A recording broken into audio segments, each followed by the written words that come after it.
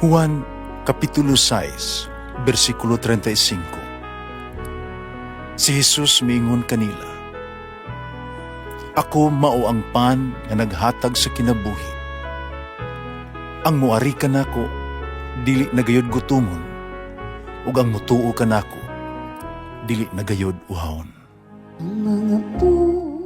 Pan sa kinabuhi.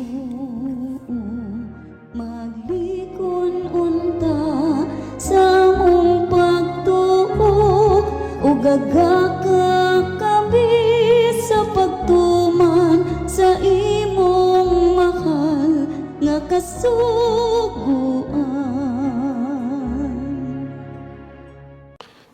Ang Ginoo na kaninyo. Santo sa Ebanghelyo sumala ni San Mateo.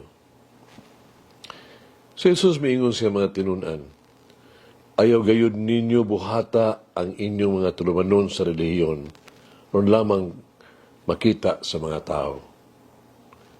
Kung inyo ninyo pagbuhat, dili kamo makadawat sa ganti gikan sa inyong amahan, nga tuwa sa langit. Pusa kon muhatag kamo sa taong kabus, ayaw kini pa si garbo, ingon sa gibuhat sa mga habogero sulod sa mga sinagoga o sa kadalanan. Nagbuhat sila ni ini aron daygon sa mga tao. Parang sultihan ko kamo, na maghimo sa ingon, nigantihan na. Kung galing mutabang ka sa usa ka taong kabus, himuha kini sa paagi nga bisan ang imong labing suod nga higala, dili masayod ni ini. Himuha kini sa tago, ang imuhang amahan nga nagtan-aw sa imong gibuhat sa tago, muganti kanimo.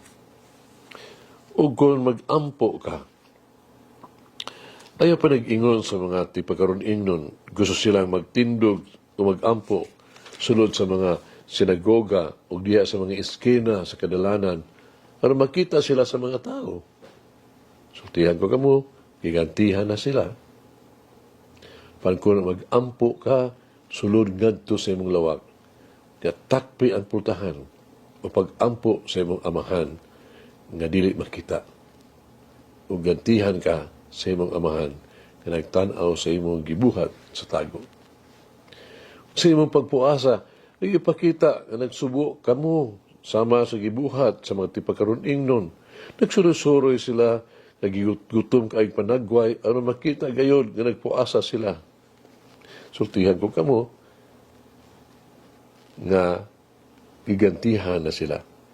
Kung magpuasa ka, ay panghilamos, panudlay, walay mahibalo nga nagpuasa ka, kuha sa imong amahan nga dili makita, o gantihan ka sa imong amahan nga nagtanaw sa imong gibuhat sa tago.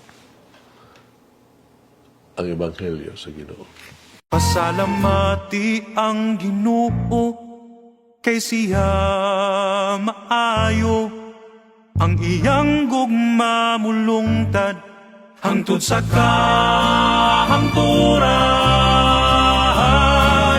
Pasalamati ang Diyos sa tanang mga Diyos, ang iyang gugma malungtaron.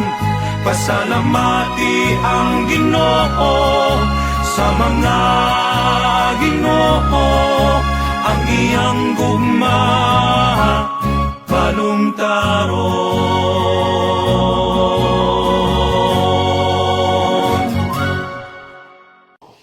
Kwaresma na. Lugaron ang itawag itong Merkules sa Badlis. Din kita ang tanan, no? Kaya kita mga Kristiyanos sa itong pagsimba o niya, dihugan ta sa itong agtang sa krus. O makadung ta sa mga pulong, itawag itong ikaw tao, abog, isabu, ikaw pa, pauli. O di ba kaha, itawag itong ingon lang,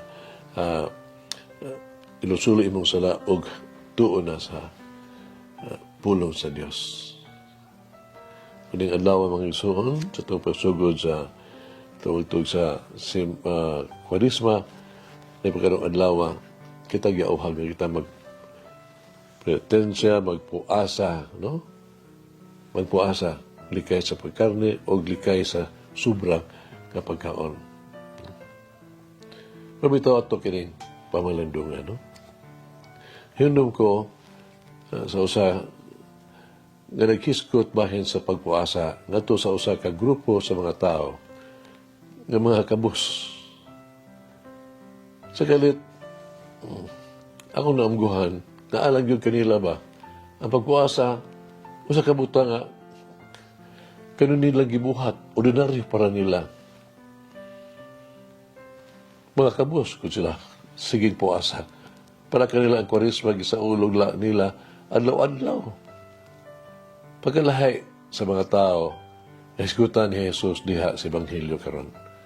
Ang mga tao, kinahanglan yung maningkamot, karon mailhan sila ang nagpuasa ba. Ang pagpuasa ko, no, pagkapaligon sa spirito. Ang pagdumili sa physical nga mga panginahanglan, makapatinaw, makapatinaw sa tuang espirituhanon nga panglantaw.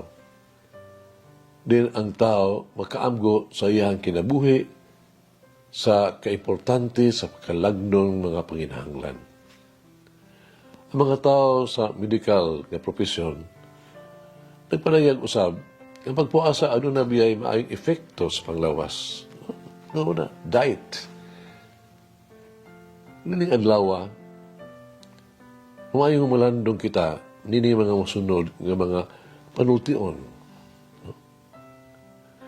Dili ba kini ang pagpuasa nga akong gipili, gipangita, sa pagtangtang sa mga higot, sa pagkadaotan, sa pagkatangtang sa mga higot sa yugo, sa paggawas sa mga dinagdaog, dili ba ang pagpaambit, ang imong pan uban sa gigutom, ug dad-a sa imuhang balay ang mga kabus, ug walay puluanan. Ang pagpuasa, dili dayon makasentro sa atong kaugalingon. Dili. Dili sa personal na itong kaayuhan. Yun. Kinigito mong usab sa direktang ngadto sa itong panginahanglan sa ito sa mga kabus lipas mga timawa. Ang sosyal nga dimension sa ito ang pagtuo, matuman unya kung kita magpuasa. Sama sa itong personal nga pagbate o sakripisyo. May sagkag may pamaagi ba? Duyog sa uban, ang mga kalisdanan o mga sakripisyo nga giantos adlaw-adlaw sa mga kabus. In compassion with them. Una nga ang pagpuasa, mga igsuon, puasa kita sa ito mga sala, haron kita makabuhat og maayo. Pagdili sa mga sala, no? Haron to go good works. Lay sa Ebanghelyo, pitama sa isi ka tao. Muna mag-ampo kita. Ini panahon sa Kwarisma, lipan ka. May gumaong Diyos, di ining panahon na sa Kwarisma. Tabangi kami, nga ipunting ang mga mata sa imuhang anak, si Jesus, ug bukas ang mga kasing-kasing sa pagsunod sa iyang ehemplo. Tabangi kami, tumutubo, mas malig-on pinaagi sa pagkaton sa pag-ingon, dili sa mga sala, og sa among mga kapakyasan. Tabangi kami sa paggahin og dugang panahon, sa pag-ampo, sa pag-igsulti, ug pagmaminaw kanimo.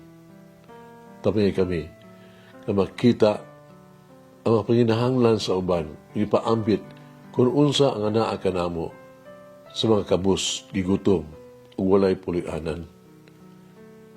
Ipangayo namo kini pinaagi ni Kristo among Ginoo. Amen. Mama Mary, be my guide as I prepare for my journey through Lent. Malangin ang Diyos magagahom sa tanan, Amahan, Anak, Espiritu Santo. Amen. May the Lord of the divine mercy bless us all, heal us from all diseases and suffering. Ayun unta niya kita tanang mga sakit na sa lawas o sa kalag, body and soul. In the name of the Father, the Son, and of the Holy Spirit. Jesus, I trust in you. Amen. Whoever eats the bread of life will never hunger, says the Lord. Kay galaan inyong nabati ang pagpaambit ug hamubong pamalandong sa pulong sa Dios pinaagi sa tulumanon pan sa kinabuhi nga gidumala ni Monsignor Daddy Silva. Hangtod na usab sa sunod higayon, daghang salamat. The bread of life.